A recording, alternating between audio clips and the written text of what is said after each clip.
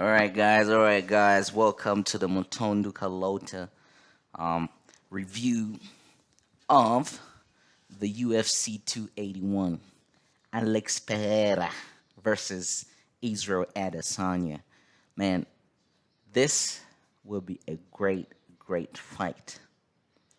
And I know people are trying, the UFC built this fight around the history of Adesanya and Pereira. Um, with regards to the kickboxing bouts that these two had. Um, but I don't know if many of you guys had the time or the chance to look at the videos on YouTube of these two fighting. So I watched the first match. It was a very close match. And to be honest, I had Adesanya winning that fight. Then the second bout, Adesanya even did better than the first fight, and he was winning. He was clearly winning that fight until the point where Pereira landed that left hook and knocked Israel Adesanya out. And you can see that when we look at the experience, the MMA experience of these two fighters, it's clear that experience advantage is on Israel Adesanya's side. And then when you go into the details in terms of the technique and the skills displayed in the first two fights, you will note that Adesanya's skill level and repertoire is much diverse. It has a wider range in comparison with Pereira.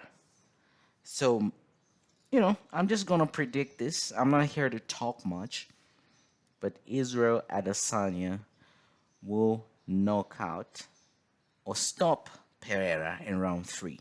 I think Pereira will start strong because is the stronger of the two fighters. You could just see that the man is strong and is powerful and is mean. But I don't know if he can carry that power all the way to round three. Because we know that in the first two rounds, the first 3 rounds, Israel Adesanya is going to be very elusive. And basically, the way I see it, he's going to use, of course, the two fighters both have longer reach than the average middleweight fighter. But I haven't looked at the numbers, but it appears Pereira's reach is greater than Israel Adesanya's. But Israel has that style, the point fighting style, and I think he's gonna use that to his benefit in the first few rounds, at least.